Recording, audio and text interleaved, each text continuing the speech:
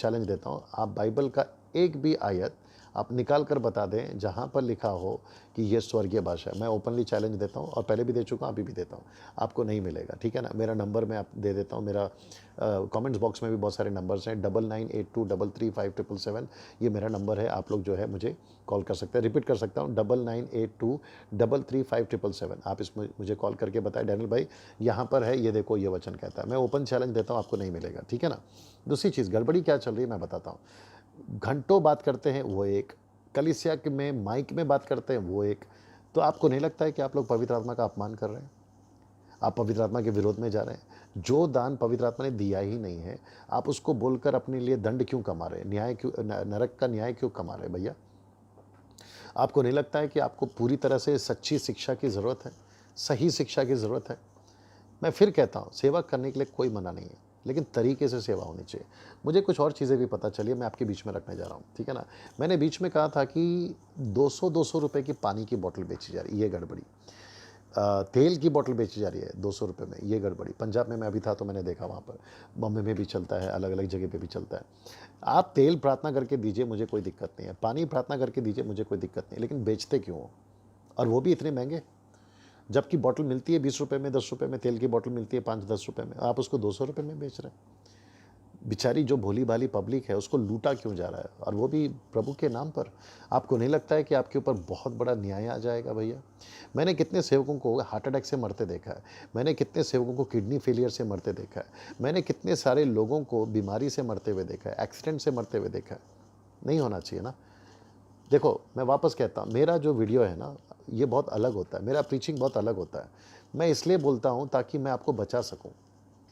कुछ लोग कहते हैं कि है ना, कोई बड़ा सेवक बोलेगा तो फ़र्क पड़ता है, तो मैं आपके नॉलेज के लिए बता दूँ, बिलाम को अक्ल है ना, उसकी गधी ने दिया। एलिय्याह को खाना कौवे ने खिलाया।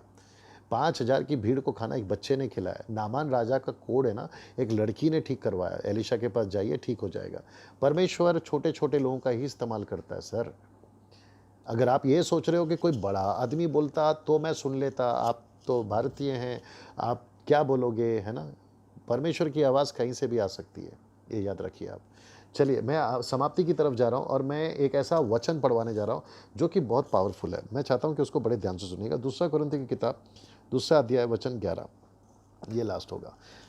कहता है, पौलुस ने कहा, देखिए क्या कहा, देखिए कहता है कि शैतान का हम पर दाव ना चले, क्योंकि हम उसकी युक्तियों से अनजान नहीं हैं। मैं रिपीट करता हूँ, कहता है कि शैतान का हम पर दाव ना चले, क्योंकि हम उसकी युक्तियों से अनजान नहीं हैं। इसका मतलब है कि शैतान ने ना बहुत कोशिश कर रहा है कि कलीसिया को कैसे फंसाए, कलीसिया को कैसे गड़बड़ में डाले, कलीसिया में कैसे फूट डाले, कैसे लोगों को कन्फ्यूज़ करे। ये पौलुस को पहले ही पता चल गया था। इसलिए जब हम प्रभु की सेविकाई में हैं, तो हमें वचन से बहुत सावधान रहना है। बिल्कुल वचन से सेवा करना है। कुछ लोग अभी मुझे बोल रहे थे बीच में, वो कह रहे थे कि डैनियल भाई, पवित्र आत्मा के कार्य को है ना, बाइबल में पूरी तरह से लिखा नहीं गया है। मानता हूँ। कहते हैं कि पवित्र आत्मा के कार्य अलग-अलग तरीके से हैं, मानता हूँ। लेकिन आपको पता है, यीशु ने मत्ती की किताब 12 का 31-32 बोलते वक्त में कि तुम पवित्र आत्मा की निंदा नहीं करना। कभी 33-34 पढ़ा है?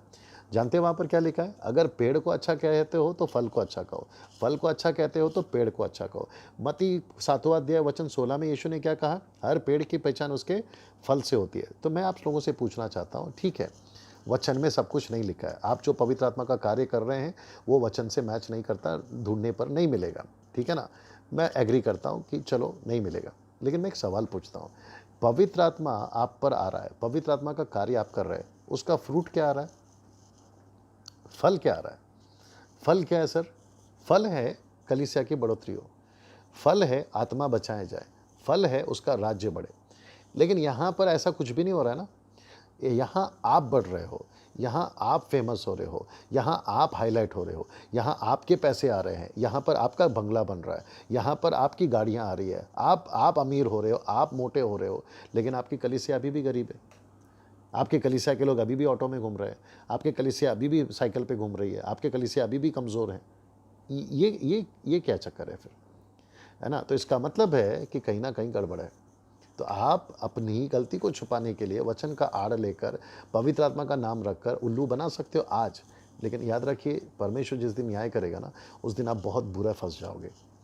सो मैं अपनी वीडियो यहाँ पे समाप्त कर रहा हूँ और आगे आपके हाथ में मैं सौंपता हूँ कि हालांकि पवित्र आत्मा का सब्जेक्ट बहुत बड़ा है, मैं उसके ऊपर कभी आऊँगा, लेकिन ये जो ज़रूरी था, पर्पस पवित्र आत्मा का क्या था वो समझना ज़रूरी है।